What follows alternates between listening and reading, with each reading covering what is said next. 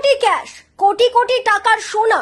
বীরভূমের কোটিপতি পাথর ব্যবসায়ী টুলু মণ্ডলের ঘনিষ্ঠ আত্মীয় মিনার মণ্ডলের বাড়িতে পুলিশি হানায় উদ্ধার হয়েছে এমনই গুপ্তধন বলেই জানা যাচ্ছে, যা ঘিরে এখন তোলপাড় শুরু হয়েছে বীরভূমে। এখানে শেষ নয়, মিনার মণ্ডলকে ঘিরে এখন আরো একাধিক প্রশ্ন উঠতে শুরু করেছে। কেননা এই মিনার মণ্ডল একসময় সরকারি বাসের ড্রাইভার ছিলেন, পরবর্তীতে স্বেচ্ছাবসর নিয়ে ব্যবসা শুরু করেন। কিন্তু প্রশ্ন উঠছে, কিভাবে এই অল্প সময়ের মধ্যেই বিপুল সম্পত্তির মালিক হয়ে উঠলেন তিনি? মঙ্গলবার গভীর রাতে কোটিপতি পাথর ব্যবসায়ী টুলু মণ্ডলের ঘনিষ্ঠ মিনার মণ্ডলের বাড়িতে হানা দেয় পুলিশ।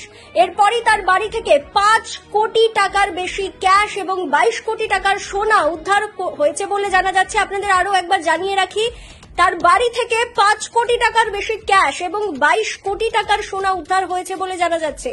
যদিও এই অঙ্ক কিন্তু এখনো সঠিকভাবে বলা মুশকিল, কেননা মঙ্গলবার গভীর রাতের পর বুধবার হাফ বেলা পেরিয়ে গেলেও টাকা গোনার কাজ চলছে। টাকা গোনার জন্য আনা হয়েছে 4 থেকে 5টি মেশিন এবং এই সকল বিপুল পরিমাণ টাকা ও সোনা সুরক্ষিত রাখার জন্য বড় বড় দুটি লোহার ট্রাঙ্ক আনা হয়েছে।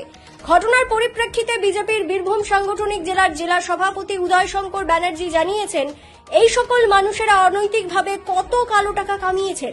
টাকা গোনার জন্য মেশিন আনতে হচ্ছে, রাখার জন্য বড় বড় ট্রাঙ্ক আনতে হচ্ছে। এই ধরনের কালো টাকা বাজেয়াপ্ত করার কাজ চালাবে পুলিশ ও সরকার।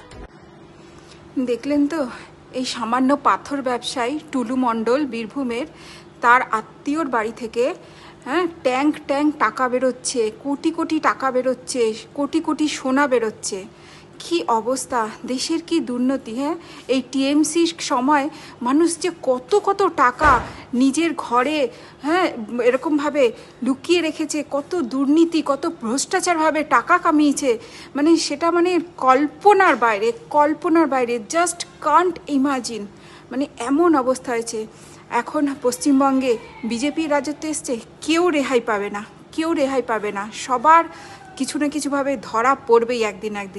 আর এই টুলু মণ্ডল এরা কি করছে, ডিসিআর থেকে বীরভূম থেকে বোলপুর, আর বোলপুর থেকে কালীঘাটে যে সরকারি টাকাগুলো জমা হতো, সেগুলো আর ওরা জমা করতো না, সেগুলো সব নিজেদের পার্সোনালভাবে ওরা নিজেরা নিয়ে নিত। আর তার এই অবস্থা, তাই আজ তাদের বাড়ি থেকে কোটি কোটি টাকা, কোটি কোটি সোনার গয়না বাজেয়াপ্ত হচ্ছে।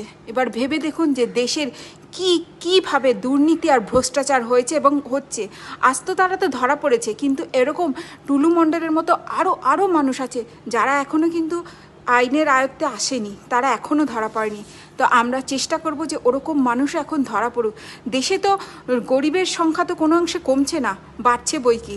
সাধারণ মানুষরা তো পিছিয়ে যাচ্ছে, কিন্তু এই অসভ্য জানোয়ারগুলোর জন্য আজ আমাদের দেশে এই রকম অবস্থা, এইরকম দুর্নীতি চলছে। কেন এই হানা, কত গুপ্তধন উদ্ধার, এসব নিয়ে পুলিশের তরফ থেকে আনুষ্ঠানিকভাবে এখনো পর্যন্ত কোনো প্রতিক্রিয়া দেওয়া হয়নি। তবে যা জানা যাচ্ছে, তাদের টাকা গোনার কাজ চলছে, এমনকি এই কাজ শেষ করতে বেলা গড়িয়ে রাত হয়ে যেতে পারে বলেও মনে করা হচ্ছে।